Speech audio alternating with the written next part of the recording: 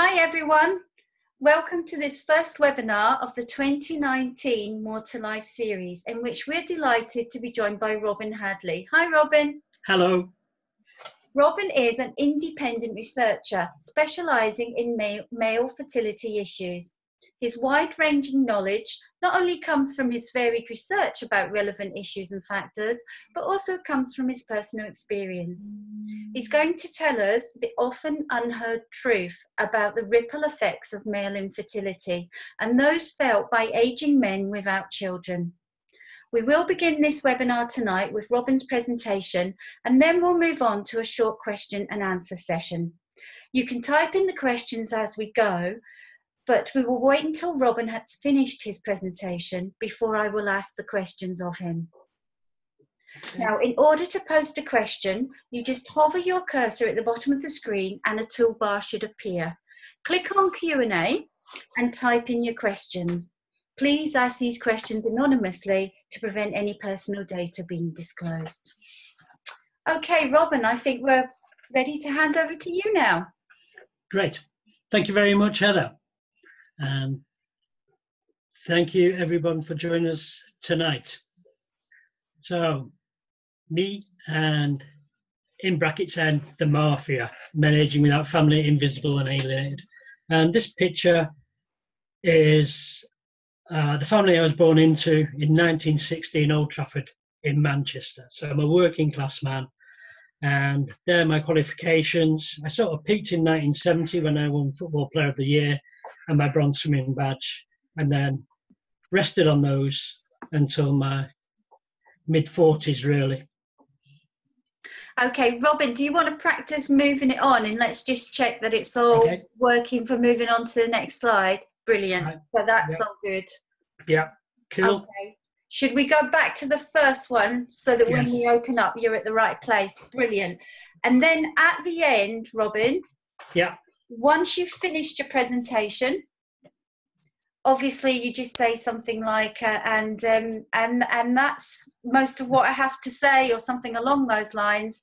And then I will reappear just like I have, but you will have to stop screen share. So it should stay at the top of your screen. Screen share. Yeah, don't do it now. I think you know how to do that anyway. And I think what will happen is we will both become larger. Okay. So we'll come back to gallery view. So you stop screen share, and while you're doing that, I will reappear as well.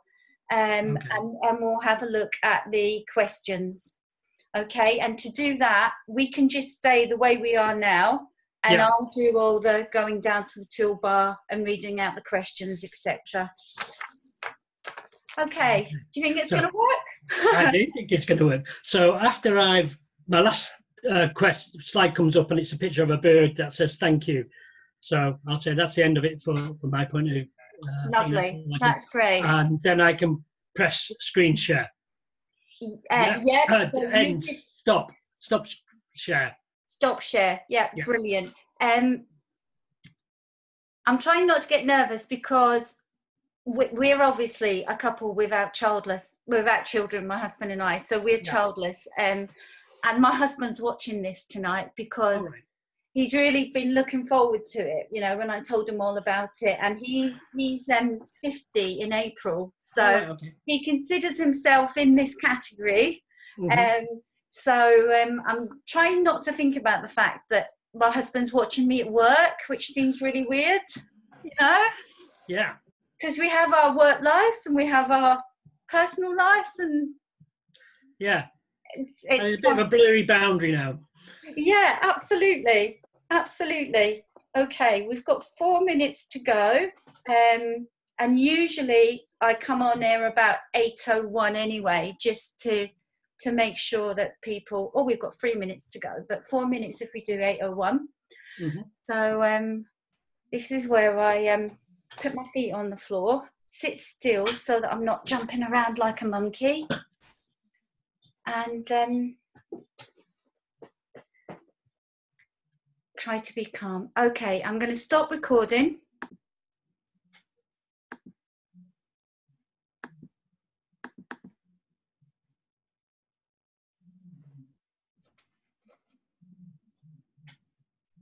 Hello everyone, welcome to this first webinar of the More to Life 2019 series. We're delighted tonight to be joined by Robin Hadley. Hi Robin. Hello. Now Robin is an independent researcher in male fertility issues. His wide-ranging knowledge not only comes from his varied research, but also from his own personal experience. He's going to tell us the often unheard truth about the ripple effects of male infertility and those felt by aging men without children. Now, we will begin tonight with Robin's presentation, and then we'll move on to a short question and answer session. Now, you can type in the questions as we go, but we will wait until Robin has finished before I read them out and ask him the questions. So to post a question, hover your cursor at the bottom of the screen and a toolbar should appear. Click on Q&A and type in. Please ask these questions anonymously to prevent any personal data being disclosed in our recording, because we will record tonight's session and it will go on to YouTube. Now, I think we're ready to hand over to you, Robin. Thank you, Heather, and good evening, everybody. Thanks for joining me tonight, and I really hope you enjoy this talk. So this initial slide, me in brackets N, is really about the identities that I occupy as an involuntary childless man or a mediated childless man, and my research. So we're going to go from broad stuff to personal to broad and ping in and out of those places. So this picture is of the family I was born into in 1960 in Old Trafford, Manchester. So I'm a working class lad from a working class background, and how I became to be a doctor is really a bit of a surprise to me, but there we go. And as you can see, there's my sort of achievements through life. I sort of peaked in 1970 with my sponsoring badge and my primary football player of the year. And then I rested on my laurels until my mid-40s when I started kicking off again. So let's move on to the next slide. What am I? I'm white British working class Mancunian. I was very broody in my 30s. I'm hard of hearing.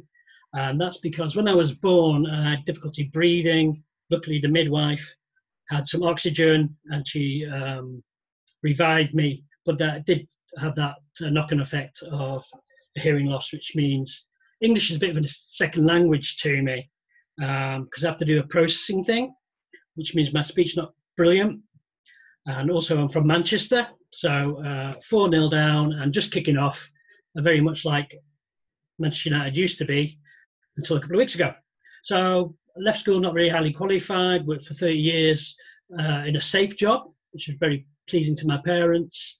And since leaving that and going on this sort of academic track, I've had a few things in academia, but also I've been in the different newspapers about being a childless man, because part of my research, I really found out there weren't any voices of men's experience. And I thought, since I've done this research, I should stick my head over the parapet and say, well, this is my experience. By putting some narrative out there, then men can bounce off that. They can say, well, that's like me, or it's not.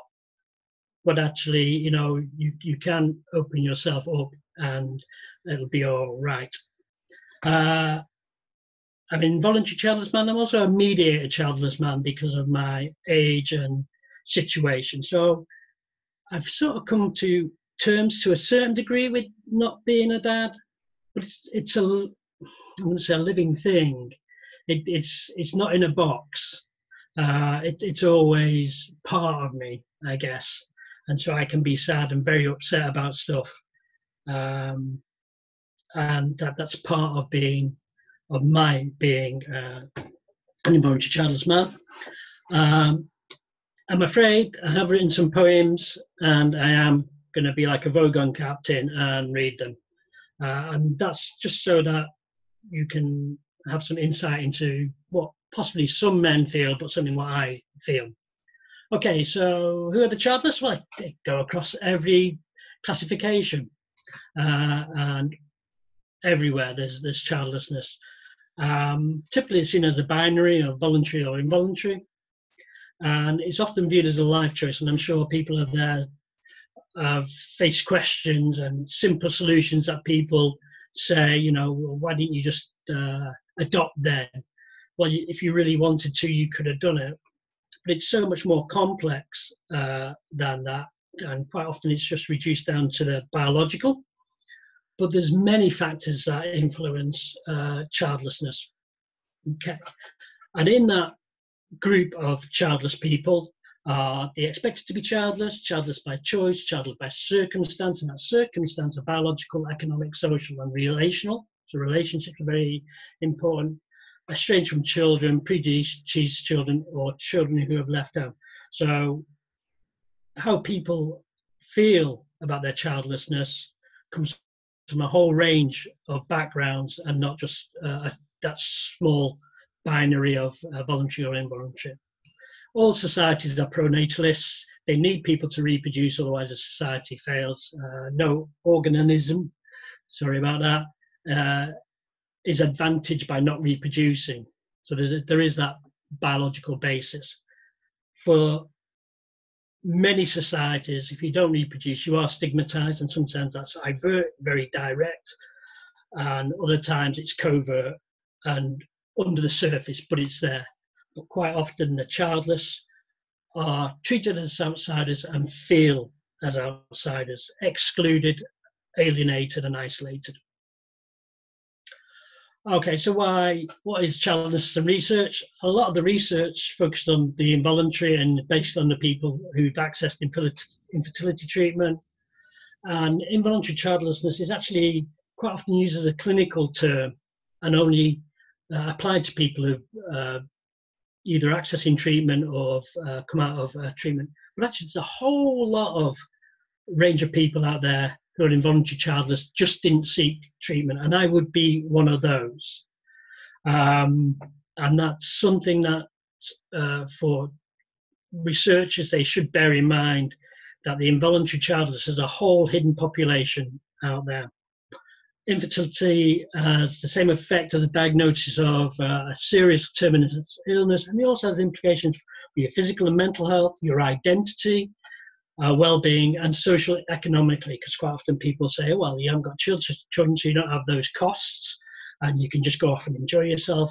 The stats are out there don't seem to support that. From the male point of view, what I would say is that if you become a dad, you have access to a narrative about, well, I'm doing it for my children, I'm doing it that protector, provider role, and that legitimizes me being very harsh or very ambitious because I'm bringing home the food. In a study I did that I'll talk about a little later, childless men who want to be fathers scored higher for anger, depression, and isolation than women who want to be parents. And that's something that you don't often hear about, but it's nice to bear in mind. So why did I study childless men? I did my 30 years as a scientific and technical photographer. Digital photography came in, where I worked, didn't want to invest in that. And so I took severance and trained as a counsellor. And since it was counselling, it had to be something you'd experienced. And I just said I was very broody in my 30s. And I was really broody in my 30s. I expected to be a dad. I'd married in my mid-20s. We tried 4 children, but then we broke up by the time I was 30.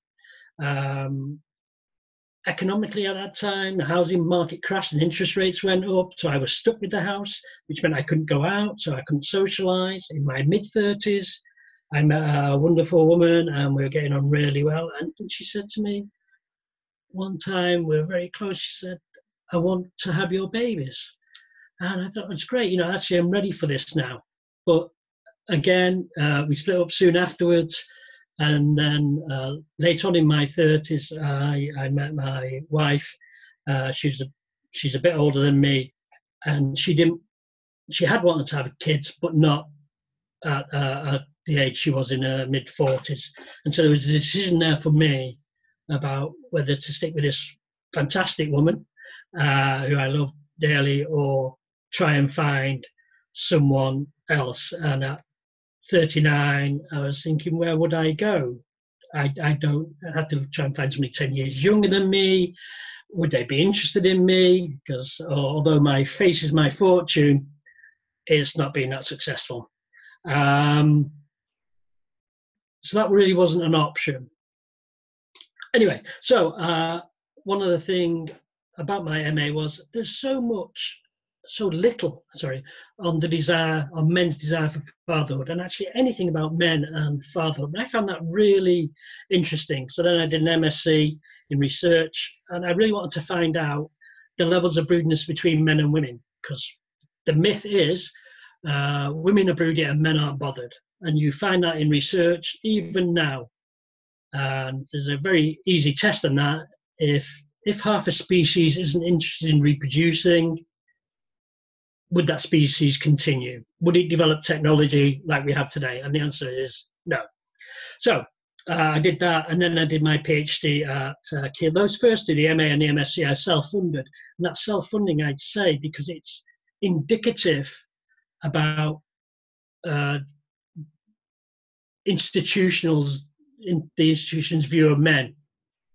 And since men tend to run institutions, that's a really interesting dynamic, that maybe men aren't interested in men, and that's why there's not so much around about them.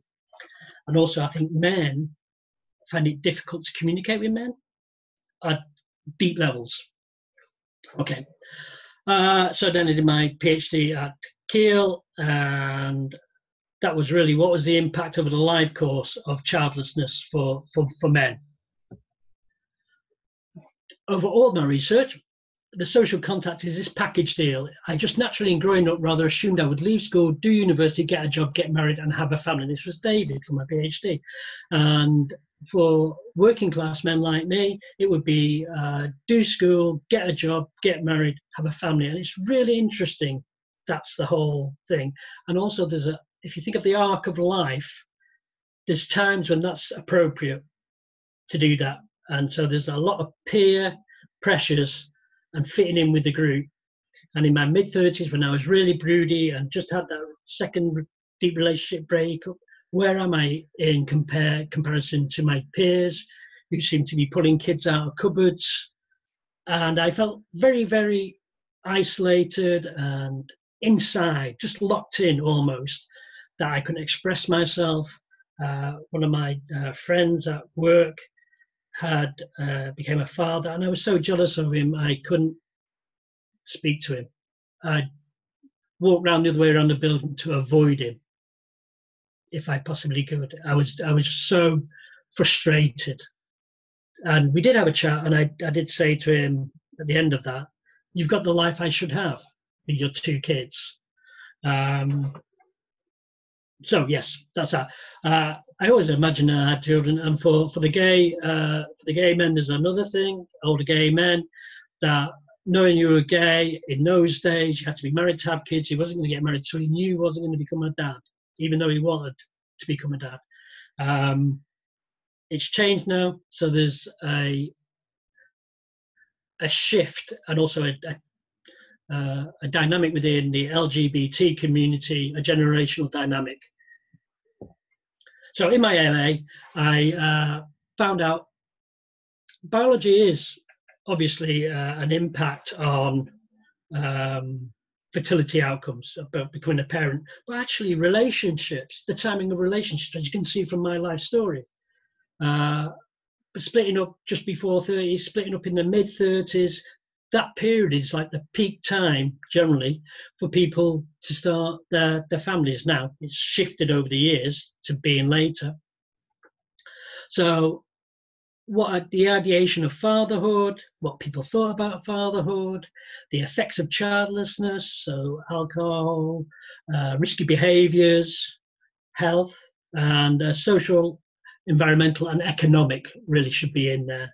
So if you think of that as a ball going across that scale of life, life is that dash between two numerals, then all those change as you move along the life course.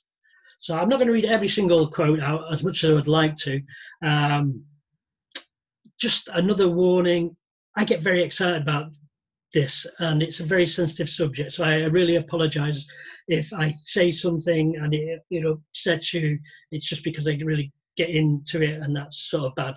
So this thing, I fell out of phase with normality, or the expectations of how life is, was for Jeremy in his 30s. That actually he thought he was going to become a dad, expected to become a dad, and didn't become one. For Shane, if I didn't want one so much, I wouldn't be in the crap I'm in. So he had that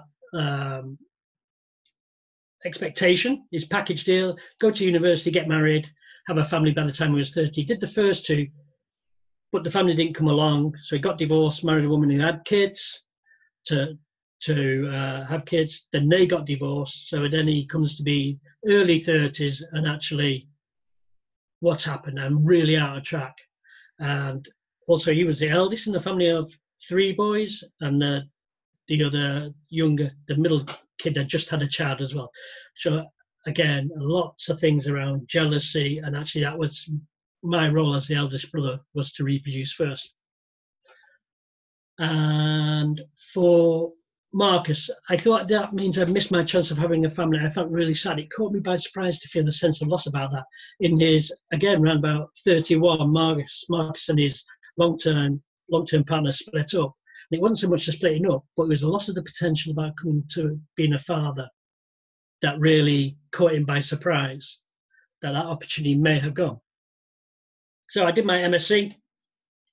So it was an online survey, and because it's on a survey, and it's male and female rather than man and woman, but hey, there we go. So male and female non-parents showed a similar level of desire for parenthood. And there's a load of figures there that at one time I knew what they meant, but to now it just looks like fun. But the median, 1.0, yes. So it was really, I know the men that completed that survey, 51% wanted to be dads, 25% did not. And there were 25% who put not bothered. So you could say there was 25% not, and 75% leaning more towards it. And what influences single parents is social and economic factors came through for non-parents, greater for females and males. And what the men indicated was cultural and societal and family expectations. So those sort of outside factors were a pressure for them, but also an underlying trend of personal desire and biological urge. And that's something you don't often hear, the biological urge for men. And I think that is true. I certainly felt that actually there is a biological drive, not to have sex, but to become a father. Okay, whereas the females, it was personal desire. And that could be a reflection of society, that how we're brought up really influences our expectations. So if you're brought up expecting that you're going to be a mum, and that's all around you, then perhaps that indicates that. One of the quotes from a woman on the quote, "What kept me from being a parent was not having the right constellation of circumstances at fertile time." So this, having the partner who wants to become a parent, having a roof over your head, having a steady income, things being stable, all these things affect the decision. So here's my little graph here, and the blue is the non-parent, and all the way down, basically the non-parent male matches almost the female parent and the female non-parent, much more similar than you'd expect. But I think depression is really interesting, isolation and jealousy. It's round about the same as female parent. Yearning, just a little bit less than the female non-parent and parents. So that's a really interesting, I find it really interesting. I'm not just rubbing my own ego here, obviously I am, but yeah, that's really interesting. And anger there as well. And it's how we process anger and how we're socialized to deal with things that affects later on. So the brudeness item, here we go. Non-parents more affected by yearning, sadness and depression. And I'm going to go for non-parent males, for depression and isolation. and non-parents, male non-parents, sadness, jealousy, depression, and anger. It's very much similar to female parents. That's really interesting, isn't it? It is. If only somebody would pay me some money to do some more work on that, would be great. So what are the roots to childlessness? And there are many. So I'm going to go with John on this one, but there's a social clock. So there's an expectation within societies of when it's appropriate to be a parent. So one of the myths is that men are fertile from puberty till death. And they are, but actually, is it appropriate for you to be a father when you're 60? And I'm just talking about if you're a normal fella, not if you're Rod Stewart or one of the elites, where you've got lots of backing around you, and maybe you've got an album to sell as well, so you need that going out there. But for the normal people, normal men, to be an older father, you've got to negotiate a social expectation. And there's an Australian researcher called Leslie Connold who found out for women, it was the social clock was as influential as the biological clock. So what your parents, what your friends, what your culture says was a pressure. Okay, so for John, bloody interest rates hit 13%, so that made me delay, overcharging in those directions. So John and his partner got together in mid-20s, so we're on track. They'd agreed they were going to have 4 kids. He said, how many kids do you, she said, how many kids do you want? He said, 2 would be nice. She went, what about 4? And so they bought a 4-bedroom house, and they were just normal people starting off in their careers. So they weren't high flyers, they weren't rich. And so they invested in that. The interest rate goes up, so to keep the house over, they suspend their fertility decisions. And people do that quite often. In their mid-30s, it's timing, their biological clock. They're over that economic hurdle. Okay, shall we try it? We don't want nature to take the decision for us. And she says, I never thought you were responsible not to have children, which I guess is the time I started drinking seriously. And John had a lot of ill health related to that lifestyle. So he had a heart condition, he had late onset diabetes, a lot of things. In the past 10 years, and I interviewed him in 2012, he'd been in emergency admission 18 times because of those conditions. And he put that down. I asked him directly, why do you think he did that? It's because I'm not a father. Why did he stay in that relationship? Because it was better to be in that relationship than in no relationship and be totally alone. Okay, so again, timing, it would be like falling off a log because my parents had me in their 40s, said he and his partner delayed their fertility decisions because she wanted to qualify and he was just setting up in his business as well. So at that stage we're in their early 30s, so it took them a few years and then they started. Well, he didn't think it was going to be a problem. Okay. For George, he and his partner, he was in his early 40s, she was in the mid-30s. They started trying, they'd been trying, and then started down the IVF route. And then they decided to stop. They had counselling, they came to terms with it. But just recently, it would suddenly hit me. I would see the relationship between a father and a son or a daughter, and I was thinking, I'm never really going to get that, I missed that.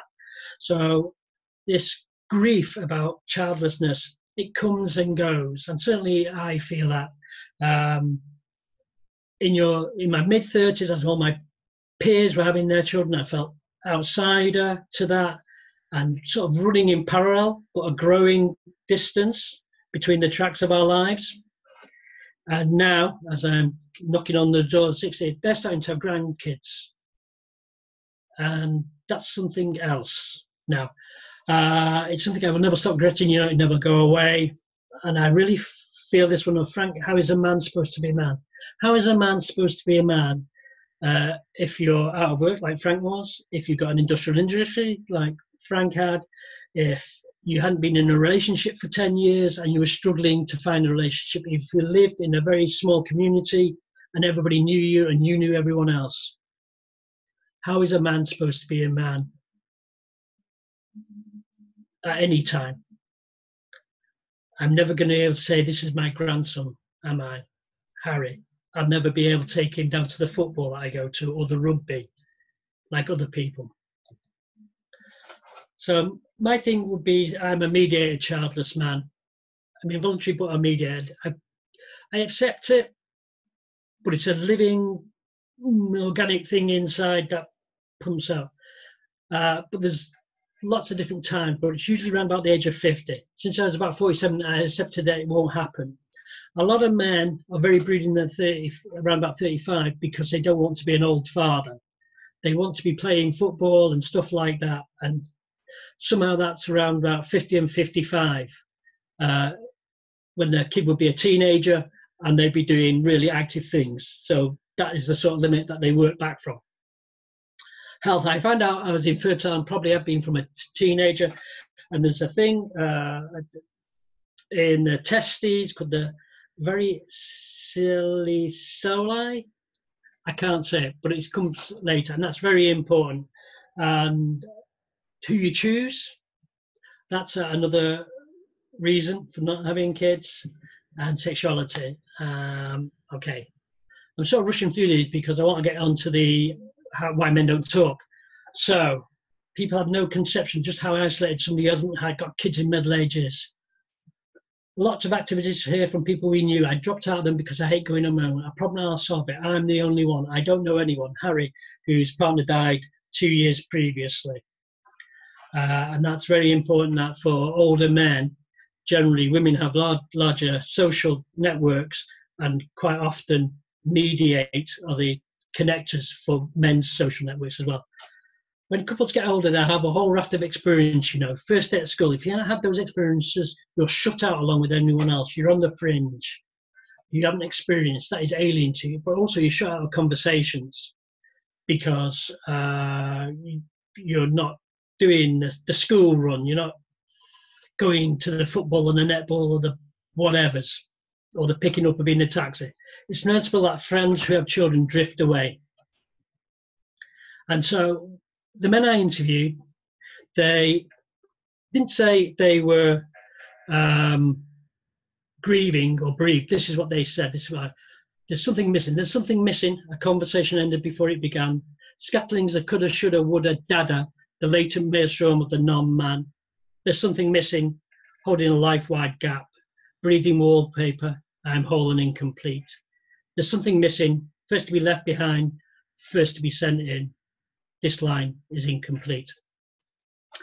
So in this section, I'm going to talk about why men don't talk and offer reasons around that, and then I'm going to go for the broad perspective. We're running on time, and that's all down to me, so I'm just going to do it. So men are viewed academically as a second sex. There's a lot of information around narratives of women's experience, but very little about men. And blamed and dismissed for not accessing healthcare, but actually, is it healthcare doesn't access them? And men are viewed as not interested and difficult to access, and their non-participant, particularly in fertility research, is blamed on them. Well, they're not interested. But actually, it's the researchers. People like me have to work harder for men. Okay, men feel excluded all the way through the infertility process, more or less. So making them be included in research is an important thing. And it's a bit of a cop-out by a lot of researchers by saying, oh, well, it's the men. It's not the men, it's the researchers. Older men are viewed as genderless, impotent, and as a sexual threat. And all the men in my PhD, either overtly or covertly, said that. And I think it goes for all men. They feel they're a threat, and that's something in the media narrative that's out there, that men are something to be frightened of. Men are 76% of suicides in the UK. So men don't talk, but they do talk. They talk all the time. They're not used to being listened to, and also it needs to be very safe. Okay, from a very young age, they're really socialized not to express themselves verbally or emotionally, but through actions and through deeds. Boys tend to be encouraged to be externally goal-orientated, and girls more internally goal-orientated. So on Facebook, I've often seen a friend who've got kids say, my little man, about their child. But I've never seen them say, my little woman, about a girl. And that becomes, what does that mean, a little man? If you're 2, 3, 5, 7, 10, you're not a man. but there's a whole lot of loading goes on behind that. So telling men to man up, and that's really saying, be the ideal man. Hardly anybody gets to be the ideal man or woman. That social narratives around being an ideal type, very, very few people get there. And for men, one of the worst things is to be humiliated. And so if you imagine men with a concrete block here, underneath is where all their emotions are. Well, that concrete block's been placed in for a long, long time. So when you're asking a man how he feels, he's got to negotiate that, and he does that through his head. He says, what am I feeling? But actually, what am I feeling? Because that's been pushed down for a long, long time. So to reconnect to the feelings is really difficult for a man. So why they're not talking is because they're processing. They're trying to make it safe for them to speak so they're not humiliated. But also, and quite often men would say, I'm a rock, I'm an island, I'm a rock, I've got to be the stable one. Well, it's more like a volcano and down there.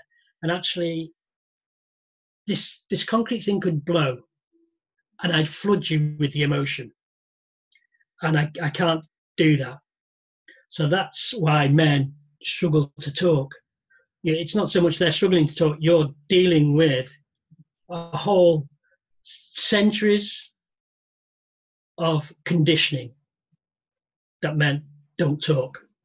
So it's not he doesn't feel, it's been trained, he's been conditioned not to express feelings verbally but through action. So I think about St. George, quite often there's a problem, kills the dragon, rides off. Well, who clears up?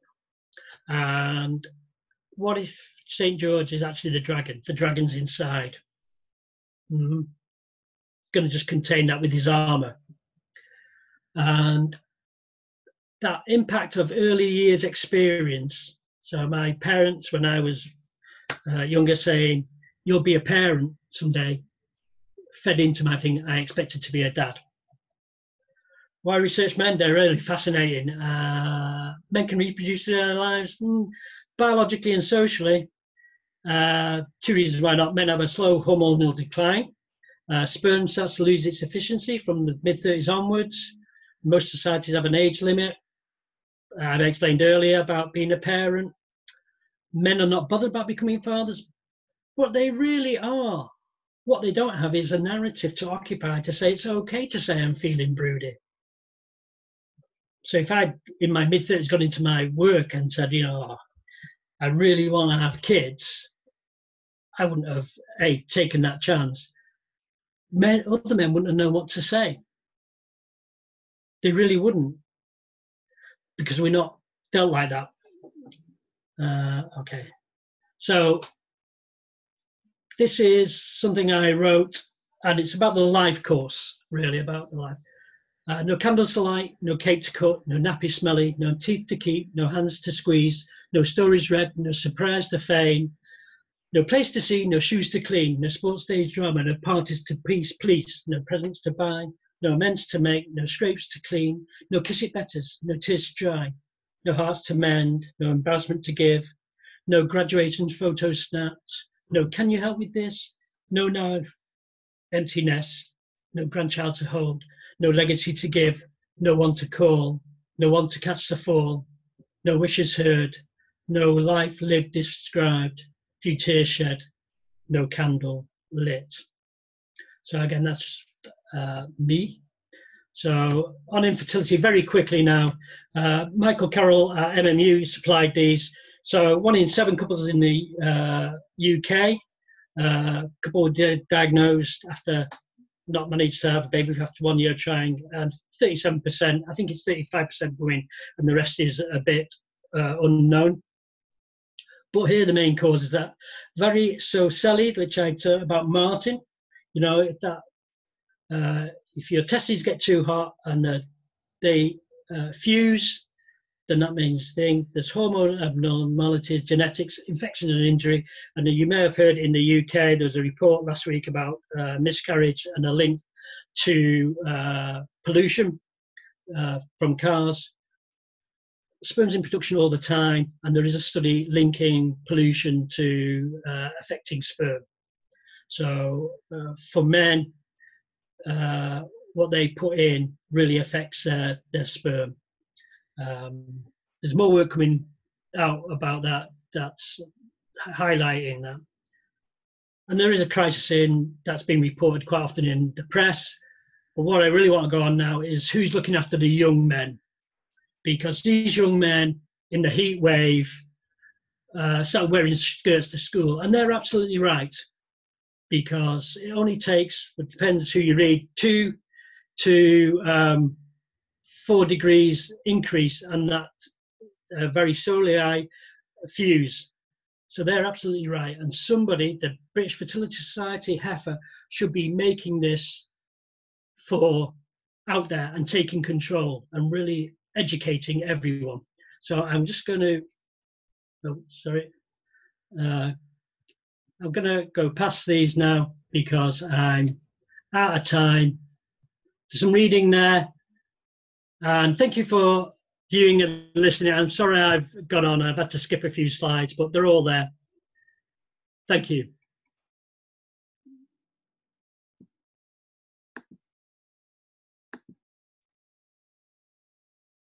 Hi. Hi, Robin. Thank you very much for that. That was really, really interesting. And we do have one question there, which I'm going to have a look at in a moment. But first of all, I want to ask your expert opinion on something. Mm-hmm. Okay. As the More to Life coordinator, yep, listening to that was just, it just struck me how much work we have to do in the field of male infertility and males who are aging without children, and how much I don't feel we're actually providing support for this community enough at the moment. So what would you say is the most important thing? Now, I've got my own idea on this, and it'd be interesting to see if you say the same thing. If I tackled one thing in the next few months as a More to Life coordinator, what would you say should be the most important thing? Wow. I think making more resources available for men, but there's a slight difference between men and women, is men tend to go and find things and take them in. They don't tend to form a society or a group around it. So I know there's the Facebook group about male infertility, and that's really good. But I often get men emailing me saying, there's nothing here, particularly from America, about this. There's no groups. And I think there probably were groups, but men just tend to go in, like when they're shopping, they go in, get what they want, and then come out again. So I think that resource has got to be there, and just know that it's going to be slowly utilised as and when. And I think a lot of things are, you've got to have a population using it completely 24/7 to keep funding and stuff like that. But I think I think if you put the resources out there and give men's actual lived experience, so there's a voice, either written or this, that's fine. And I wouldn't expect men to go, yes, that's exactly my experience. I'd expect men to say, yeah, I see that, but my experience is. Okay. I'm glad you said that, because for me, it was when you started talking about the concrete block and about them not having a narrative to occupy, and almost by putting the resources there, you are actually giving them a narrative. Like you said, it might not be exactly the same experience as theirs, but it is something that they can relate to and get some comfort from. Now, we do also have... Let me just say one other thing. They're not alone. Yeah. That's the other thing. There's more childless men than childless women. Okay. And that's coming on to my next point, actually. So that's really good, because the other thing is the More to Life meetup groups that we have, they're not just for women, they are for men too. Yes. And on last Saturday, we had our first meetup in Glasgow, and there were actually 2 men at it. Fantastic. And that was great. There was 2 men and there were 3 women there. So we were a small group of 5, but I was really pleased that there were 2 men there. So that was a really positive step, I think, for the More to Life community. Yeah, absolutely. Okay, let's have a look at someone else's question, because this isn't supposed to be about me hogging it. So let's have a look. Okay. Do you think anything has changed since your research in 2009? And what next for male childlessness? Oh, that's a good question. I think things have changed just recently because The Guardian has come on board with this about male childlessness. So I think it is getting out there slowly but surely. So I think things are changing in the broad general picture. So it is being acknowledged. It's not really being acknowledged by men, but by women. And the thing that's really interesting is actually it's women who said, where are men's voices? I don't know about men. That's really interesting. For the future was the next part of that one. But what's next? What was the second part of the question? Yeah, and what's next for male childlessness? What's next for male childlessness? Yeah. We've really got to start collecting data at the big end, at the census end of things. So when a child's born, the mother's fertility history is taken. That's how we know the level of childlessness of women in the UK and all around the world. But the father's isn't. So we've no real idea of a real up-to-date level of childlessness for men. So that would be a really big thing, because then you've got proof. You can say that there's evidence, and then you can start linking it to health and mental and physical behaviours and social behaviours. But without that number, you're really struggling, because everything's evidence-based. Yeah. So that would be the real big thing. Okay. Now, I've got another question for you, which is mediated childlessness. Okay. Now, I really want to try and get from you more of a definition of that, because you said that you feel yourself, you feel mediated. Yeah. Now, I just want to clarify, that doesn't mean that there are never times when you're upset, does it? No. But it means you cope differently with it. Is that what you mean? Yeah. So in my PhD, I came up with a taxonomy, which I can't remember, of childlessness. And it seemed to me that for the older men, if you ask them the question, well, you could become a father,